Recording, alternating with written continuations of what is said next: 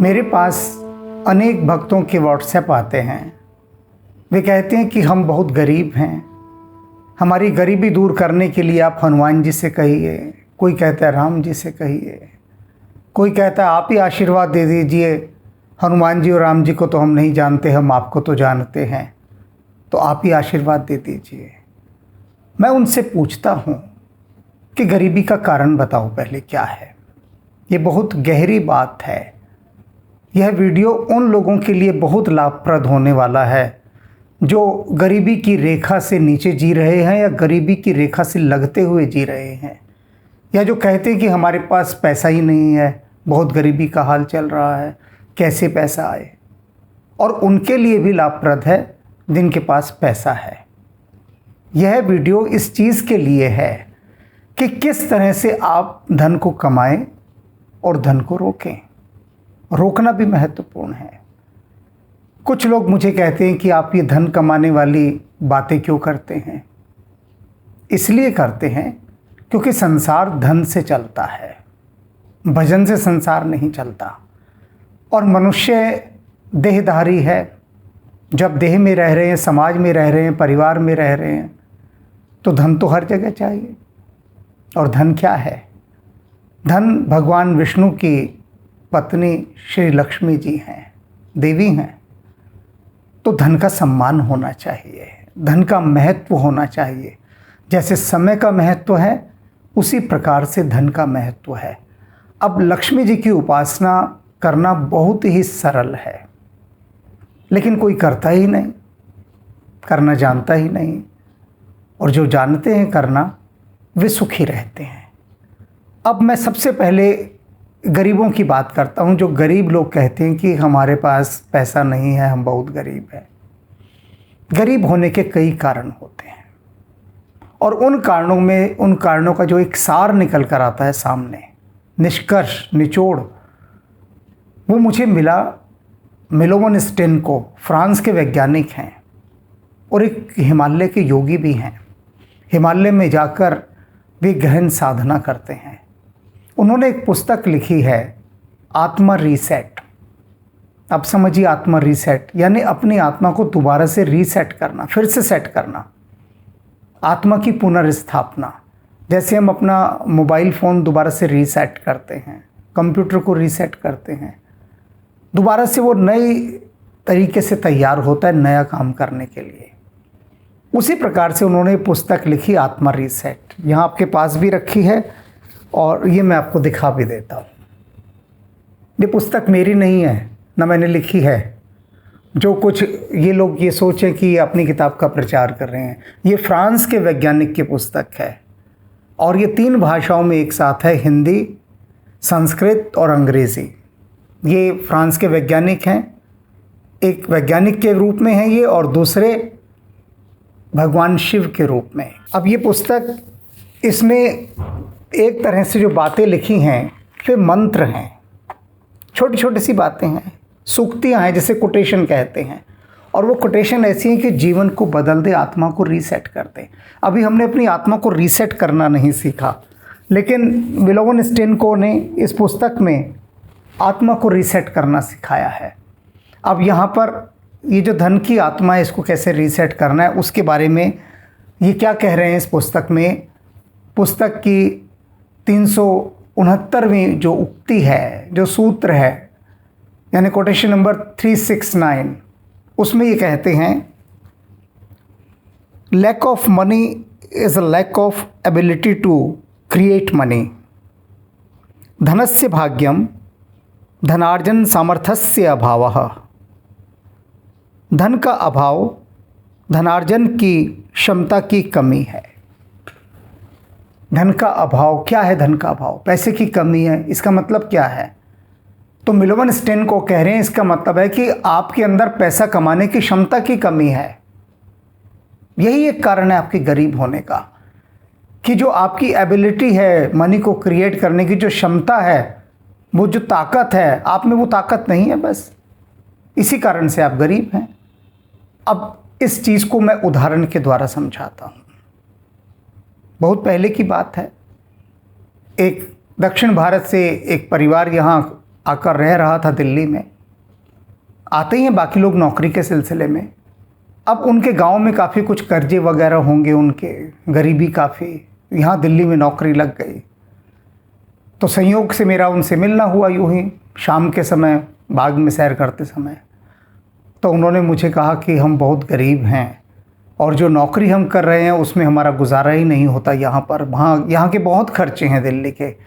तो आप कुछ ऐसा हमें बताइए कि हम धन कमा सके, कोई मंत्र हो आपके पास, कोई किसी तरह की कोई भी चीज़ ऐसी हो जिसे हम रख लें और हमारी हालत ठीक हो जाए।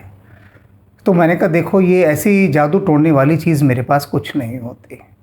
हाँ, मैं तुम्हें रास्ता दिखा सकता हूँ धन कमाने का। तो उन्होंने कहा क्या रास्ता? तो मैंने कहा कि ऐसा है, आप दक्षिण भारतीय हैं तो आपको डोसा, इडली, सांभर, वड़ा ये सब तो बनाना आता होगा। वो बोले हाँ, बहुत अच्छा आता है।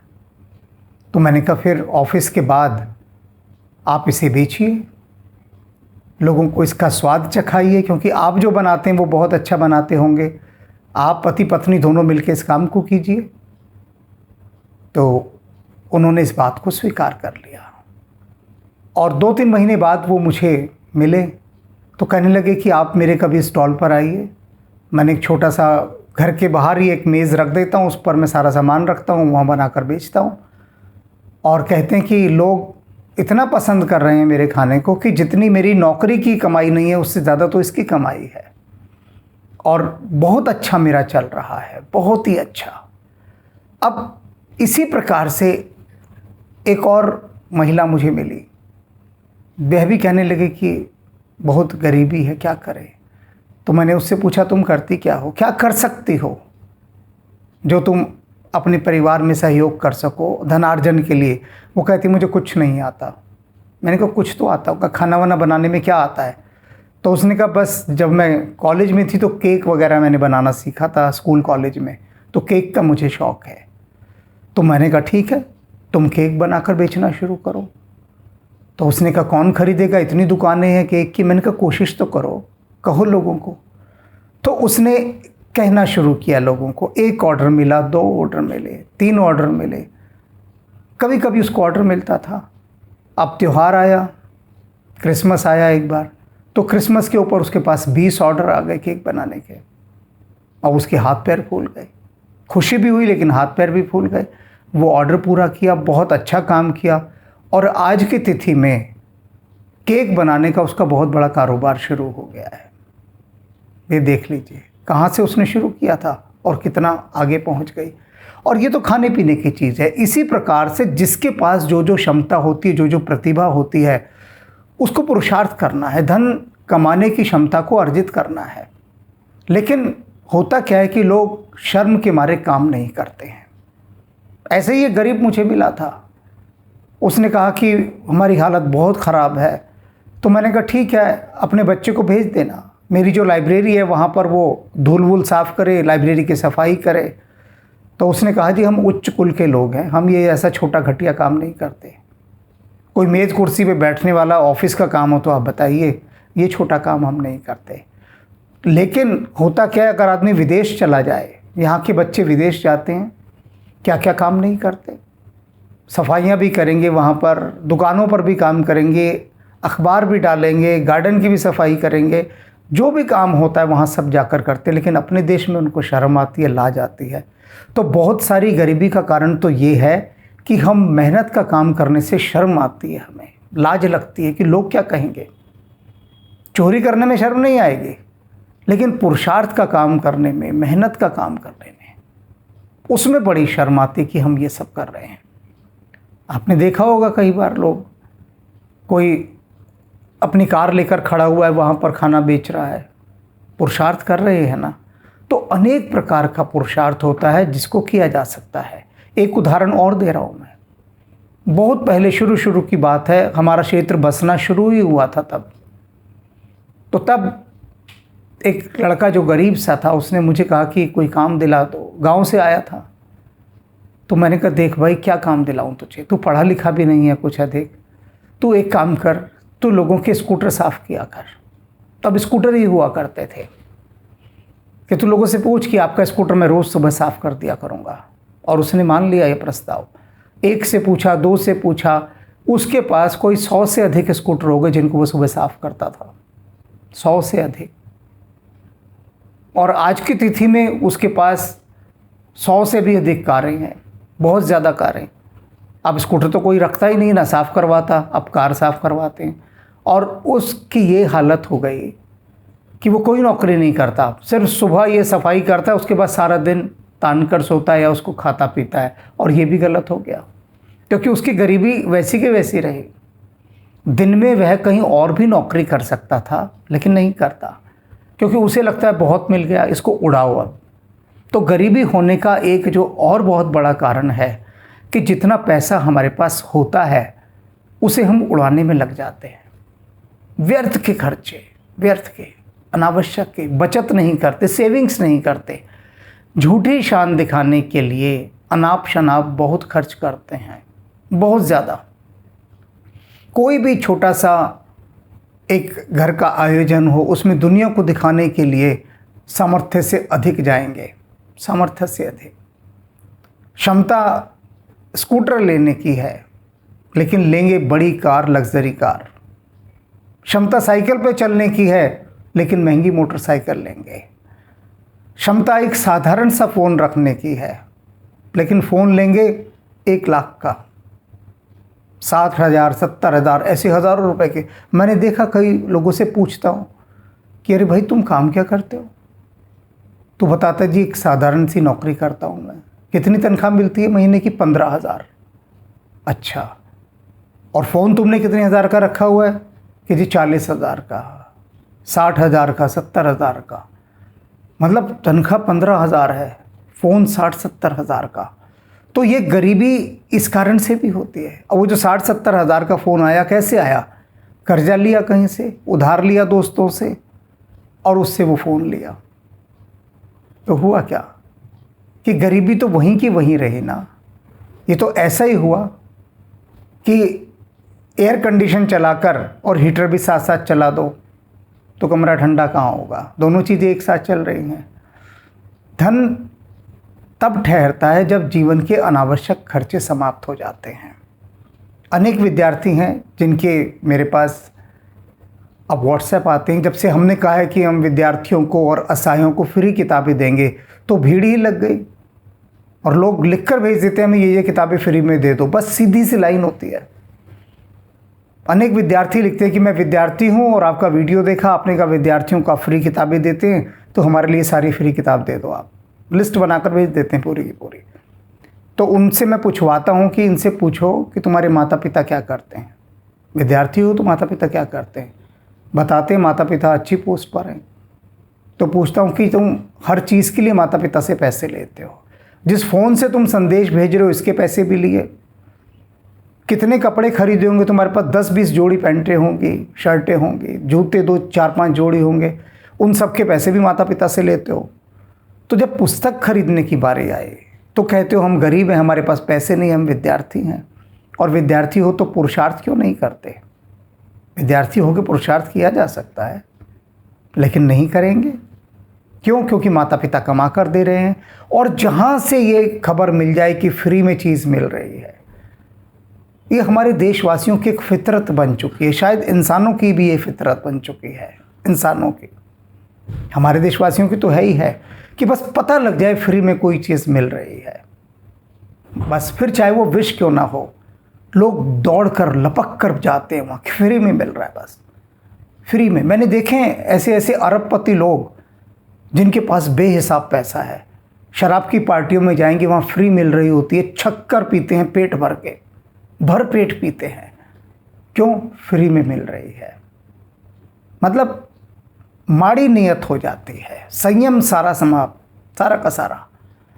अब मैं विद्यार्थियों से संबोधित हो रहा हूँ, इस समय विद्यार्थियों को समझा रहा हूँ कि विद्यार्थियों को चाहिए कि अपने माता पिता का सहयोग करें कमाई करके, वे भी धन अर्जित करें, क्योंकि धनार्जन की क्षमता को बढ़ाना है। कैसे करें? मैं अपने जीवन का उदाहरण देता हूँ।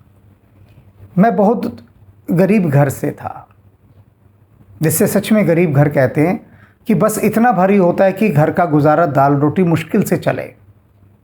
बड़ा परिवार था, सबका देखना होता था पिता को, अब कैसे घर का काम चले। तो बहुत ही हालत ख़राब थी घर की। और जेब खर्च नाम की चीज़ तो हम जानते ही नहीं थे, बस एक ही चीज़ जानते थे, रोटी। बस जो रोटी मिल गई वही ठीक है, वही रोटी विद्यालय ले गए, वही खा ली, और कुछ नहीं जानते थे कि जेब खर्च, पॉकेट मनी क्या होता है। तो शब्द ही नहीं सुना था हमने जीवन में कि मिलता है कोई जेब खर्च। घर में कभी कोई गांव से मेहमान आ गया तो वो केले ले आया थोड़े, कभी कोई सेब ले आया, आम ले आया, भूल चूक से किसी की शादी हुई, कुछ हुआ तो वो मिठाई ले आया। तब हमें लगता था कि वाह जश्न हो गया, ये तो क्या जश्न बना है। हम इंतज़ार करते थे कि कोई मेहमान आए और कुछ साथ लेकर आए, कुछ खाने को मिल जाए। गरीबी का आलम तबीयत से था। और मेरी बड़ी इच्छा होती थी बाहर की चीज़ें खाने की, बहुत मन करता था। कैसे खाएं, पैसे तो हैं नहीं और खाने भी है। तो छोटे छोटे काम मैंने शुरू किए करने, पार्ट टाइम। कहीं पर शाम के समय किसी का 1-1.5 घंटा काम कर लिया, किसी दुकानदार के पास, किसी डॉक्टर के पास 1 घंटा काम कर लिया, कंपाउंडर का। और विद्यालय के अंदर जो बच्चे अमीर थे लेकिन पढ़ते लिखते नहीं थे, हर समय शिक्षकों से डांट खाते थे, हर समय। तो उनको मैंने कहा कि बात सुनो, तुम क्यों डांट खाते हो, तुम्हारा काम मैं कर दिया करूँगा और बदले में तुम मेरे को ये चाट पकौड़े समोसे जो सारी चीज़ें होती हैं वो सब खिला दिया करो। वो मान गए। तो मैं सबका काम करता था, वे अपनी कॉपियाँ दे देते थे, मैं उनको करता रहता था। उससे मेरा हस्तलेख अच्छा हो गया। तो धन चाहिए था, कैसे आए, उन्हीं रास्तों के बीच से आना था, उन्हीं रास्तों के बीच से। तो इस तरह से विद्यार्थी जीवन में ट्यूशन पढ़ानी शुरू की। सबसे पहली ट्यूशन 12.5 रुपये की मुझे मिली थी। आप सोच रहे होंगे 12.5 का क्या हिसाब है। सरकारी बस का पास बनता है, 12.5 रुपये का बनता था तब दिल्ली में, डीटीसी कंपनी। तो 12.5 रुपये ट्यूशन के मैंने मांगे उनसे। उन्होंने कहा कितने पैसे लोगे हमारे बच्चे को पढ़ाने के। छोटे बच्चे होते थे, पहली कक्षा के, दूसरी के, और मैं उस समय शायद 8वीं या 9वीं कक्षा में था तब से। तो मैंने कहा मैं इनको अच्छे से पढ़ाऊँगा। उन्होंने कहा कितने पैसे। तो मैंने कहा बस मेरे बस के पास के दे दीजिए 12.5 रुपये। तो उनको लगा कि जो टीचर बाहर से आती है पढ़ाने वो 50 रुपये लेती है, 12.5 में पढ़ा रहा है और मन से पढ़ाएगा। मैं ज़्यादा समय पढ़ाता था, अच्छा परिणाम आता था बच्चों को। तो इस तरह से छोटे छोटे बच्चे करके मैंने बहुत सारे पढ़ाए। जब 10वीं में था तो 5वीं कक्षा के बच्चे पढ़ाए। तो परिवार का सहारा लगाना, सहारा बनना। अब बच्चे क्या है, बच्चों से पूछो कि तुम क्या कमाते हो, बोले हम कुछ भी नहीं कमाते, बस माता पिता का खाते हैं। तो जीवन में अगर अपनी गरीबी को दूर करना है तो अपनी क्षमताओं को बढ़ाइए। परिवार का प्रत्येक सदस्य किसी न किसी, जो भी भगवान ने उसको क्षमता दी है, चाहे वो बूंद बराबर कमाए, लेकिन एक बूंद भी अगर घर में जुड़ी, एक बूंद, एक व्यक्ति अगर चाहे कैसा भी क्यों ना हो, वो रोज़ का 100 रुपया तो कमा ही सकता है। 100 रुपये कम से कम बता रहा हूँ मैं। एक मज़दूर भी अगर मज़दूरी करता है वो 1000 रुपये लेता है मज़दूरी के। ले आओ, सीमेंट वीमेंट उठाता है, ईंट उठाता है, वो 1000 रुपये लेता है आजकल। लेकिन घर बैठे भी अगर आप काम करें कोई, तो 100 रुपये आप कमा लेंगे। तो 100 रुपये में घर का दूध तो आया ना, एक गरीबी तो कटी। फिर परिवार के जितने सदस्य हैं कुछ न कुछ जो वे काम कर रहे हैं वे करते रहें अपनी प्रगति के लिए, उन्नति के लिए। ये पार्ट टाइम जॉब कह रहा हूँ मैं, कि अतिरिक्त समय में कुछ भी वो कर सकते हैं जिससे घर में कुछ सहारा लगे, कुछ आए। तो ऐसे छोटी छोटी सी चीज़ करके, किसी ने दूध का खर्चा निकाला, किसी ने आज की रोटी का खर्चा निकाला। तो गरीब जो इस समय हैं वो इस समय इस ध्यान विधि को करके कि अपनी क्षमता को बढ़ाकर कार्य करने के, धनार्जन की, अपनी गरीबी को दूर कर सकते हैं और साथ में उनको बचत भी करनी है। एक पैसा भी नहीं उड़ाना, एक पैसा। मुझे मिठाई खाने का मन करता था लेकिन मैं नहीं खाता था। मैं कहता था कभी तो किसी के यहाँ से शादी का न्योता आएगा ना, भर पेट खाएंगे तब, और तभी खाता था। शादी में खाना वाना नहीं खाता था मैं, बस मिठाइयाँ ही मिठाइयाँ, और तृप्त हो जाता था खाकर। फिर प्रतीक्षा करता था अगला कहीं से किसी का न्योता आए, मोहल्ले में कोई बुलाए। इतना संयम रखना, ये है संयम कि आपके पास कोई चीज़ नहीं है और उसके अभाव में आप रह सकते हैं। उस समय में मैंने देखा लोगों के पास टेलीविज़न नहीं होते थे, लेकिन अपनी जमा पूंजी इकट्ठी करके घर में टेलीविज़न लाना ही लाना है, जैसे कि उसके बिना रोटी हजम नहीं होगी। खरीदे लोगों ने, किश्तों में खरीदे ले लेके, और उसके बाद तो और महंगे महंगे फिर रंगीन कलर टेलीविज़न वो खरीदे। कैसे घर की जो सारी बचत थी उसको इकट्ठा करके, क्या आवश्यकता है। लेकिन गरीबी होने में एक बहुत बड़ा योगदान हमारे झूठे दिखावों का भी है। हम सामर्थ्य से अधिक अपने को दिखाना चाहते हैं। हम दिखाना चाहते हैं कि हम कितने अमीर हैं। घर में चाहे खाने को ना हो, पर दुनिया को दिखाना चाहते हैं हम अमीर हैं। उस दिखावे के लिए हम जो थोड़ी बहुत भी अपनी जमा पूंजी होती है ना, उसको बर्बाद कर देते हैं और फिर रोते हैं और फिर कहते हैं हम गरीब हैं। भगवान को दोष देते हैं, अपने कर्मों को दोष देते हैं, पुरुषार्थ नहीं करते। ये मैं भगवान कृष्ण को साक्षी मानकर कहता हूँ, जो कहते हैं कि मैं प्रत्येक पुरुषार्थ का फल देता हूँ। कि यदि कोई पुरुषार्थ करे, ना वो भूखा मर सकता, ना वो गरीब रह सकता, बशर्ते कि फिजूल खर्चियाँ ना करे। तन में मनः शिव संकल्प मस्तो, हमारा मन शिव संकल्प वाला हो। कभी भी मेहनत का काम करते समय ये मत सोचें कि ये छोटा काम है, हम तो बड़ी उच्च जाति के, हम ये छोटा काम क्यों करेंगे। कोई काम छोटा नहीं है, कोई भी काम। मेरे पास अनेक विदेशी साधक आते हैं और बड़े गर्व से बताते हैं सहज होकर कि जी मैं वहाँ प्लम्बर का काम करता हूँ। विदेश के ही रहने वाले, भारतीय नहीं, विदेशी, कि मैं वहाँ पर सफाई कर्मचारी हूँ। कोई कहता है मैं ड्राइवर हूँ, कोई कहता है मैं सिक्योरिटी गार्ड हूँ, बिल्कुल सहजता से। तो मैं उनसे पूछता हूँ कि कोई भेदभाव करते हैं आपके देश के लोग कि आप सफाई कर्मचारी हैं या आप सिक्योरिटी गार्ड हैं या आप प्लम्बर हैं? तो ये बताते नहीं, हमारे देश में किसी काम को बुरा नहीं माना जाता, हमको समान रूप से सम्मान दिया जाता है। यदि मैं सफाई भी कर रहा हूँ तो भी मेरी इज्जत है, मेरा सम्मान है। मैं प्लम्बर हूँ, मैं इलेक्ट्रीशियन हूँ या कोई भी काम कर रहा हूँ, तो कोई ऐसा नहीं कि कोई हमें निचली दृष्टि से देखे, और हम भी अपने आप को नहीं देखते। यहाँ तो मैं देखता हूँ लोग लाज से मर जाते हैं कि भैया हम तो उच्च कुल के हैं, ये तो छोटे लोग काम करते हैं। पुरुषार्थ के कामों को, मेहनत के कामों को ये मान लिया गया छोटे लोग करते हैं, मेहनत के काम को। एक गांव का युवा कहीं सेल्समैन ही कर रहा था, तो मैंने उससे वैसे ही पूछ लिया। दुकान थी काफ़ी बड़ी, वहाँ सेल्समैन था। मैंने कहा भाई तू कहाँ का है? तो उसने कहा जी मैं हरियाणा का हूँ। मैंने कहा अच्छा, रहता कहाँ है? उसने कहा जी हरियाणा ही रहता हूँ। तो मैंने कहा कितनी दूर है तेरा घर दिल्ली से? उसने कहा जी 60 किलोमीटर। तो मैंने कहा 60 किलोमीटर दूर से तू दिल्ली में नौकरी करने आता है सेल्समैन की, और तुम्हारे पास कोई घर में आय का साधन नहीं है? बोला जी बहुत बड़ी ज़मीनें पड़ी हैं हमारी, बहुत ज़मीनें पड़ी हैं।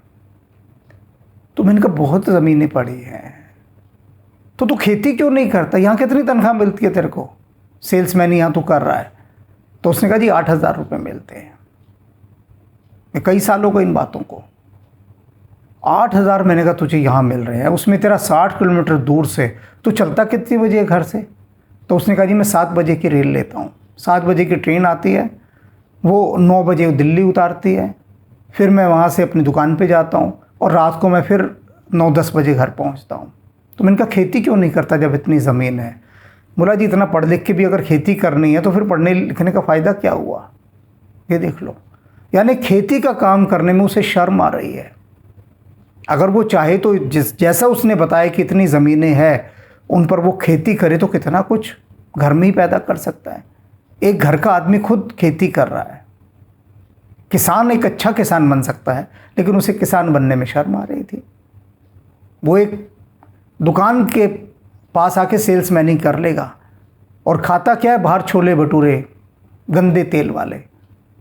माँ जो इतनी मोटी मोटी रोटियां मक्खन लगी देती है उनको वो छोड़ आता है और खाता ये है। उसका मैंने बहुत लंबी चौड़ी बात की, सारा कुछ समझा उससे। तो उसने बताया कि माँ तो खाना बांध के देती है लेकिन मैं लाता ही नहीं, मुझे माँ के खाने की रोटी अच्छी नहीं लगती है, छोले भटूरे अच्छे लगते हैं। तो मैंने उसे कहा कि हरियाणी एक कहावत है, घर की खांड किरकिरी बाहर का राड़ा मीठा, यानी घर की जो खांड है ना वो तुझे कंकड़ पत्थर वाली लगेगी और बाहर का जो अबाड़ कबाड़ है वो तुझे बढ़िया लगेगा, बहुत मीठा लगेगा। वही हो रहा है, तेरी माँ इतना अच्छा नूनी घी रख कर लस्सी दे के तेरे को अच्छी बढ़िया स्वादिष्ट सब्जी देकर तुझे भेजती है, तो वो लाता ही नहीं टिफ़िन। तो ये हालत हो गई। तो ये क्यों हालत है? क्योंकि आत्मा रीसेट नहीं की गई। हमें अपनी आत्मा को रीसेट करना है और आज से ही संकल्प लेना है कि हम अब पूरा परिवार एक यूनिट बनेगा और वो धन कमाने की क्षमता जो उसके पास है उसे बढ़ाएगा, उस ओर ध्यान देगा। कहीं से भी हो, कैसे भी हो, परिवार के प्रत्येक सदस्य को अर्निंग मेंबर होना चाहिए, चाहे कैसे भी हो, किसी भी तरह से हो। इस क्रम में एक और उदाहरण दूं। मेरे एक मित्र हैं, वो बोले कि अरे मेरे एक रिश्तेदार की बेटी है, उसे किसी स्कूल में लगा दीजिए, आपकी तो बड़ी जान पहचान है। मैंने कहा इसमें तो कोई संदेह नहीं कि मेरी बहुत जान पहचान है, बहुत जान पहचान है, कोई संदेह नहीं। मैंने कहा वो क्या उसने किया हुआ है? तो उसने बताया कि उसने ये नौकरी, टीचर का ये कोर्स किया हुआ है। मैंने कहा अभी जब तक नहीं नौकरी लगती तो हमारे एक गुरु भाई हैं, उनके घर में भोजन बनाने वाली की आवश्यकता है, तो उनसे कहो अगर उनकी बेटी वहाँ जाकर भोजन बना दे और उनकी पत्नी की सहायता करे, हेल्पिंग हैंड बन जाए उनका। तो कहने लगे कि आप मेरे मित्र की बेटी की बेइज्जती तो मत कीजिए ना, मतलब वो नौकरानी का काम करेगी, हैं, नौकरानी बना रहे हैं आप उसे। तो मैंने कहा आपको अपनी आत्मा को रीसेट करने की आवश्यकता है। मैंने कहा ज़रा विदेशों में जाकर देखिए, विदेश की फिल्में ही देख लीजिए, नहीं जाते तो। वो महिला आ रही है, लोगों के घर में जाती है, काम करती है, खाना बनाती है, उनके घर की देखभाल करती है, शाम को अपने घर चली जाती है। क्या बुराई है अगर वो किसी के घर जाकर भोजन बना दे? पैसा तो मिल रहा है ना। अब टीचर की नौकरी नहीं मिल रही तो जब तक जो मिल रहा है वो करें, क्या हर्ज है? लेकिन लाज आती है कि काम करने में, कामों की हमने कैटेगरी बना ली है कि ये काम जो है छोटे लोगों के हैं, ये बड़े लोगों के हैं। हमने काम को, कर्म को उपासना की तरह नहीं जोड़ा, वो नहीं जोड़ा।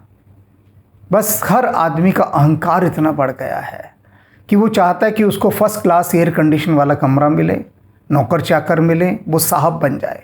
हर एक कोई साहब की नौकरी करता है, साहब की। सेवक कोई नहीं बनना चाहता, सेवादार कोई नहीं बनना चाहता कि सेवा का काम करे। तो सेवा के काम को तो लोगों ने छोटा काम मान लिया है। इसीलिए आत्मा रिसेट की आवश्यकता है।